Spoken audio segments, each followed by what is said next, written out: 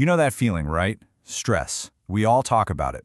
But what if I told you it's actually an ancient superpower? One of the most powerful survival tools we've ever had. The only problem is, in our modern world, that exact same superpower might be slowly killing you. Okay, let's get into it. It's a weird question, but think about it. You get a critical message from your boss, and bam! Your heart starts pounding, your breathing gets shallow, you feel this jolt of pure panic. Your body is basically reacting like you're in mortal danger. Why? What in the world is going on? And there's your answer. That's the heart of the issue.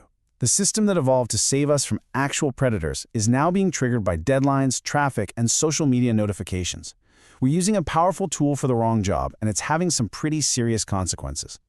To really understand this mismatch, we need to go back in time, like way back. Let's explore how this superpower was originally designed to work in the first place. So, picture this. It's 50,000 years ago. Your ancestors hanging out by the fire.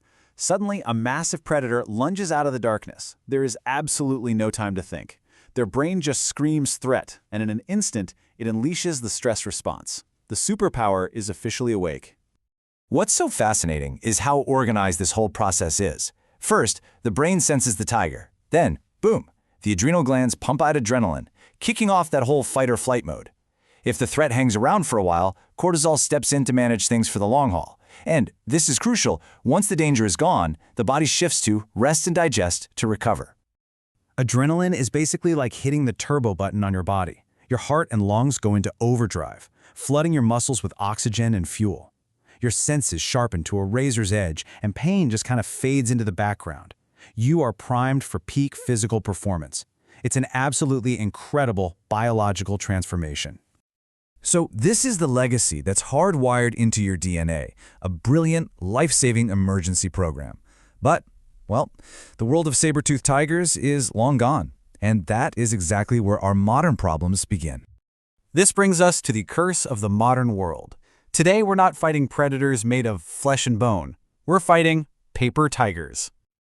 This chart just illustrates the mismatch perfectly. An ancient stressor was a real physical threat. It was intense, yeah, but it was short-lived, and it demanded a physical response. You either fought or you ran. A modern stressor, it's often abstract, it can last for weeks or months, and there's nothing to physically fight. And here's the most important point.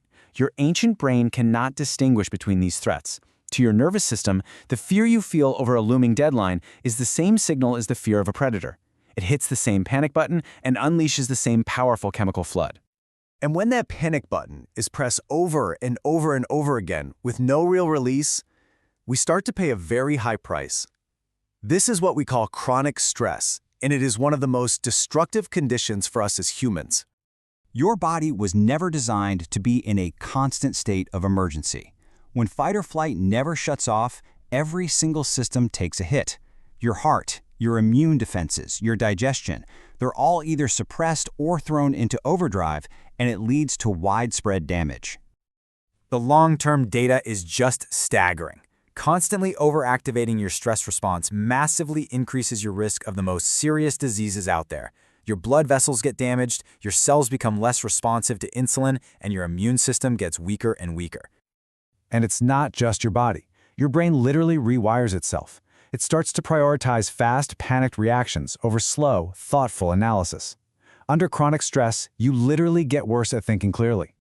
So this means you're way more likely to make bad, impulsive choices. You might reach for unhealthy coping mechanisms, find your memory slipping, and feel yourself sliding into a state of constant anxiety. It's a vicious cycle. Stress makes you worse at solving the very problems that are causing you stress. Okay, I know that was pretty grim, but here's the good news. You are not powerless. It is absolutely possible to tame this response and start using your superpower the way it was intended. The key isn't to eliminate stress. I mean, that's impossible. The key is to manage it. So how can you signal to your body that the tiger is gone and it's safe to stand down? Here's a simple framework. First, just recognize the feeling. If you feel stressed, you are stressed. Full stop. Second, ask yourself, is this helping me? Is there an end in sight? And third, and this is the most important part, you must actively relax to tell your body the emergency is over. Relaxation is not an indulgence. It is a biological necessity. Things like going for a walk, or meeting with friends, or exercising.